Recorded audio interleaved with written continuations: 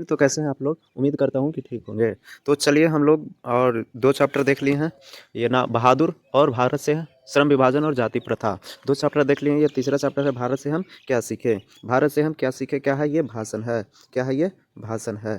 आगे देखते हैं इसमें कौन चैप्टर नंबर 3। चैप्टर नंबर 3 है ये। कौन लिखे हैं इसका लेखक? इनका लेखक कौन है? भारत से हम क्या सीखे के लेखक कौन है? तो मैक्स मुलर है। कौन है? Max Muller. मैक्स मुलर के बारे में हम कुछ जानकारियाँ देख लेते हैं। ये रहा मैक्स मुलर के बारे में कुछ मुख्य जो है वो जो एग्ज़ाम में उम्मीद है कि पूछ सकता है। मैक्स मुलर विश्वविख्यात विद्वान फ्रेडरिक के मैक्स मुलर का जन्म आधुनिक जर्मनी के डेसाउ नामक नगर में 6 दिसंबर 1823 ईस्वी को हुआ था। 23 ईस्वी में हुआ था। 6 दिसंबर 1823 ईस्वी में मैक्स मुलर का जन्म कब हुआ था? तो 6 दिसंबर 1823 ईस्वी में। जब मैक्स मुलर 4 वर्ष के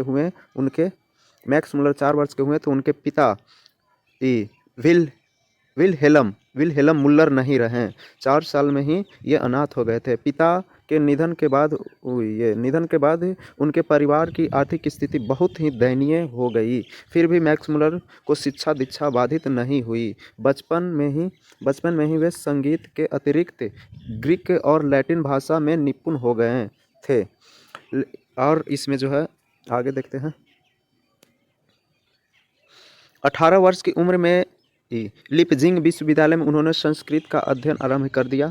तो ये जो मुख्य जानकारी हैं वो हम देखेंगे। 18 वर्ष में कहाँ ये लिपजिंग विश्वविद्यालय में क्या सीखे? वो संस्कृत अध्ययन आरंभ कर दिए थे, यानी कि शुरू कर दिए थे।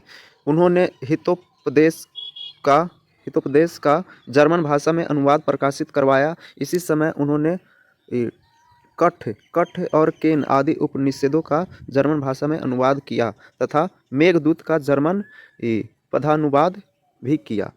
स्वामी विवेकानंद ने उन्हें वेदांतियों का भी वेदांत कहा है। स्वामी विवेकानंद क्या कहे हैं? वेदांतियों का वेदांती। ठीक है। और इसमें है मैक्स मुलर का 28 अक्टूबर सन 1900 ईस्वी में निधन हो गया था। मैक्स मुलर का मृत्यु कब हुआ था? यानी कि 28 अक्टूबर 1900 ईस्वी में। ठीक है। आगे देखते हैं प्रस्तुत लेखक के आलेख वस्तुतः भारतीय सिविल सेवा हेतु चयनित युवा अंग्रेज अधिकारियों का आगमन के अवसर पर संबोधित भाषणों की श्रृंखला की एक कड़ी है। प्रथम भाषण ये सब उतना नहीं है। इसमें यहाँ देख लेते हैं कि डॉक्टर भवानी शंकर त्रिवेदी ने किया क्या? जिसका भाषांतर ये सब उतना इम्पोर्टेंट नहीं है। प्राकृतिक वैभव आदि की तो ये सब नहीं है। ठीक है। तो इसमें हम क्वेश्चन आंसर की ओर अब चलते हैं। क्वेश्चन आंसर की ओर। तो इसमें पहला क्वेश्चन है, इस समस्त भूमंडल में सर्वविध संपदा और प्राकृतिक सौंदर्य से परिपूर्ण देश भारत है। लेखक ने ऐसा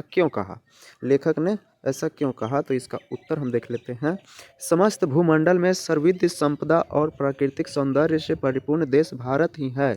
यहाँ की धरती पर स्वर्ग के छठा निखर रही। इसलिए यूरोपीय देश के निवासी यहाँ के प्राकृतिक सौंदर्य से प्रभावित होकर बहुत कुछ जानने का प्रयास किए हैं। आगे देखते हैं क्वेश्चन नंबर 2 देख लेते हैं। लेखक की दृष्टि में सच्चे भारत के दर्शन कहाँ हो सकते हैं और क्यों? लेखक की दृष्टि में सच्चे भारत का दर्शन कहाँ हो सकते हैं और क्यों? तो इसमें है उत्तर इसका ये, लेखक की दृष्टि में सच्चे भारत की दर्शन आज के शहर मुंबई, कलकत्ता और चेन्नई में नहीं हो सकते हैं। आज के शहर मुंबई, कलकत्ता ये सब शहर में नहीं हो सकते हैं। भारत की आत्मा तो गांव में निवास करती है। इसलिए सच्चे भारत के दर्शन ग्रामवासियों के बीच हो सकते हैं, क्योंकि गांव की जनता शुद्ध हृदय वाले होते हैं। उनकी अंदर सच्चाई की भावना होती है, जबकि शहरी लोगों में इसका अभाव रहता है। शहरी लोगों में ये नहीं होता है सच्चाई की भावना। ठीक है। आगे देखते हैं क्वेश्चन नंबर 3 देख लेते हैं। भारत को पहचान सकने वाली दृष्टि की आवश्यकता किन के लिए वांछनीय है और क्यों? भारत को पहचान सकने वाली दृष्टि की आवश्यकता किन के लिए वांछनीय है और क्यों? तो इसका उत्तर देख लेते हैं। क्वेश्चन नंबर 3 का उत्तर, भारत को पहचान सकने वाली दृष्टि की आवश्यकता यूरोपीय लोगों के लिए वांछनीय है, क्योंकि यूरोपियन लोग हमेशा भारत में आते रहते हैं और कुछ न कुछ यहाँ से सीखते रहते हैं। उनका यह प्रयास रहता है कि हम कुछ सीखें, यानी कि भारत में यूरोपीय लोग आते हैं और यहाँ से शिक्षा ग्रहण यानी कि कुछ न कुछ सीख के अपने देश में जाते हैं, कुछ सीखें और अपने देश में जाकर अपने भाइयों को बताएं, यानी कि भारत से सीख करके वह यूरोप में जा कर के अपने जो हैं ये देशवासियों के वो बताना चाहते थे। आगे क्वेश्चन नंबर 4 है। क्वेश्चन नंबर 4, लेखक ने किन विशेष क्षेत्रों में अभिरुचि रखने वालों के लिए भारत का प्रत्यक्ष ज्ञान आवश्यक बताया है? प्रत्यक्ष ज्ञान आवश्यक बताया है, तो इसका उत्तर देख लेते हैं क्वेश्चन नंबर 4 का। लेखक ने भूविज्ञान, वनस्पति विज्ञान और जीव विज्ञान आदि विशेष क्षेत्रों में अभिरुचि रखने वाले के लिए भारत का प्रत्यक्ष ज्ञान आवश्यक बताया है। प्रत्यक्ष ज्ञान आवश्यक बताया है, यानी कि भारत के लोग ये सब में रुचि ज़्यादा रखते हैं। आगे क्वेश्चन नंबर 5 देख लेते हैं। क्वेश्चन नंबर 5, लेखक ने वारेन हेस्टिंग्स से संबंधित किस दुर्भाग्यपूर्ण दुर्घटना का हवाला दिया है और क्यों? ये दुर्घटना का हवाला दिया है और क्यों? तो इसका उत्तर देख लेते हैं। क्वेश्चन नंबर 5 का उत्तर, जब वारेन हेस्टिंग भारत का गवर्नर था तो उसे वाराणसी के समीप 172 दारिशनामा के सोने के सिक्के से भरा हुआ एक घड़ा मिला था। उसने उन सोने के सिक्के का ऐतिहासिक महत्व नहीं समझा और वह ईस्ट इंडिया कंपनी के निर्देशक के पास यह सोचकर भिजवा दिया कि जो मेरा नाम उदार व्यक्तियों में लिखा जाएगा, लेकिन ऐसा हुआ नहीं। यानी कहने का मतलब ये जो है गवर्नर, उनको ये लग रहा था कि अगर हम ईस्ट इंडिया कंपनी को ये दे देंगे तो मेरा नाम बहुत ये उदार व्यक्तियों में यानी कि अच्छा व्यक्ति में लिखा जाएगा। ठीक है, तो आगे है क्वेश्चन नंबर 6। क्वेश्चन नंबर 6 देख लेते हैं। लेखक ने नीति कथाओं के क्षेत्र में किस तरह भारतीय अवदान को रेखांकित किया है? किस तरह भारतीय अवदान को रेखांकित किया है? तो इसका उत्तर देख लेते हैं। उत्तर, नीति कथाओं के क्षेत्र में लेखक ने भारतीय अवदान को रेखांकित किया है। उसको कहना है कि नीति कथाएं पूरब से पश्चिम की ओर गई और पश्चिम से पूरब की ओर आई। इससे लोगों का संबंध बढ़ते गया, एक मनुष्य दूसरे मनुष्य के नज़दीक आते गए, एक मनुष्य दूसरे मनुष्य के नज़दीक आते गए। अगर इसी तरह से आप चाहते हैं कि पूरा हिंदी का एक से लेकर के पूरा जो है चैप्टर वो बताया जाए, तो अगर आप हमारे यूट्यूब चैनल पर पहली बार आए हैं तो चैनल को प्लीज़ सब्सक्राइब कर लीजिएगा, ताकि हमें पता चले जो है आपके सबसे पहले आपके पास नोटिफिकेशन पहुंच जाए। तो आगे देखते हैं क्वेश्चन नंबर 7। भारत के साथ यूरोप के व्यापारिक संबंध के प्राचीन प्रमाण लेखक ने क्या दिखाए हैं? प्राचीन प्रमाण लेखक ने क्या दिखाए हैं? तो इसका उत्तर देख लेते हैं आगे।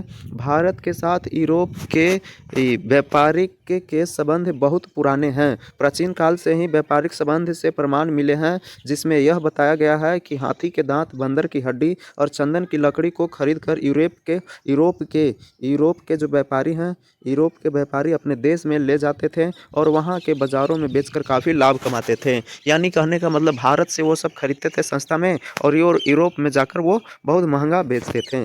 आगे क्वेश्चन नंबर 8 है। भारत की ग्राम पंचायतों को किस अर्थ में और किनके लिए लेखक ने महत्वपूर्ण बताया है? स्पष्ट कीजिए। तो इसका उत्तर देख लेते हैं। लेखक ने भारत की ग्राम पंचायतों को स्थानीय स्वशासन के अर्थ में भारतीय जनता के लिए महत्वपूर्ण बताया है। उसको कहना है कि ग्राम पंचायतों के बन जाने से ग्रामीण जनता का विकास बहुत ज़्यादा होने लगता है।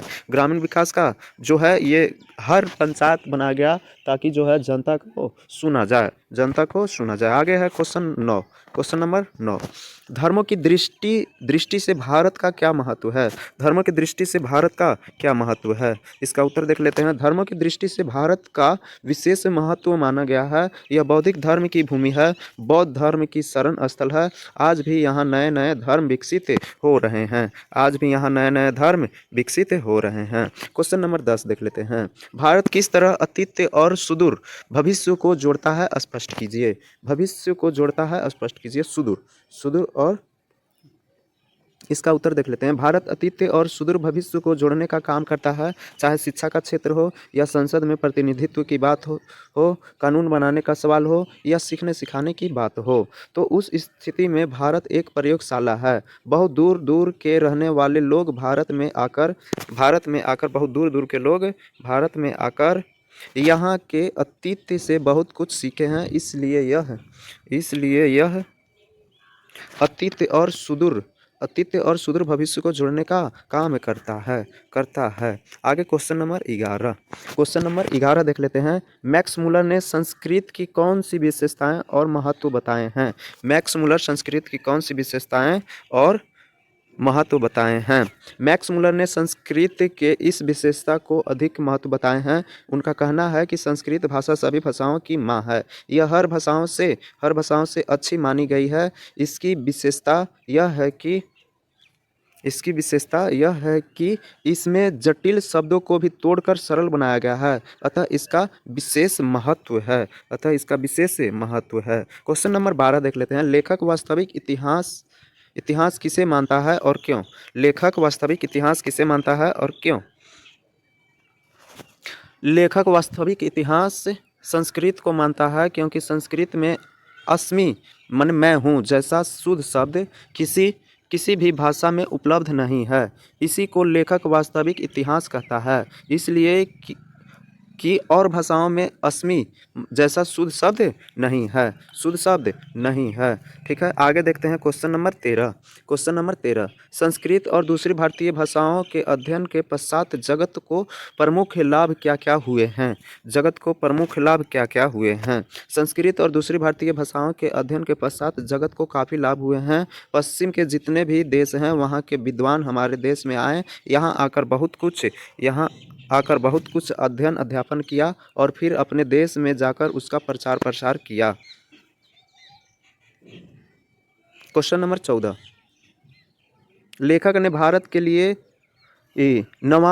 नवागंतुक अधिकारियों को किसकी तरह सपने देखने के लिए प्रेरित किया है और क्यों? किसके लिए प्रेरित किया है और क्यों? इसका उत्तर देख लेते हैं। लेखक ने भारत के लिए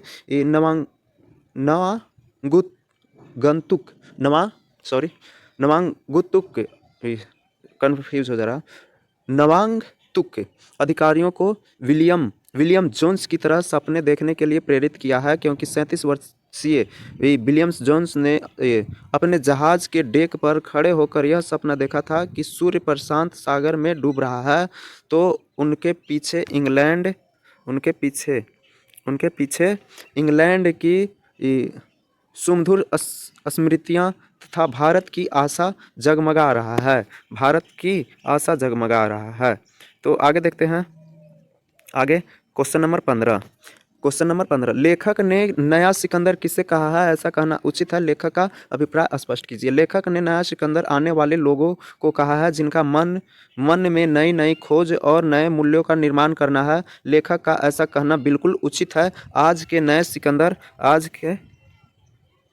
सिकंदर यह सोचकर निराश नहीं होना चाहिए कि गंगा और सिंध के पुराने मैदानों में अब उनके लिए कुछ नहीं है। अभी भी ऐसे बहुत सारे क्षेत्र बचे हुए हैं जिस पर वह विजय प्राप्त कर सकते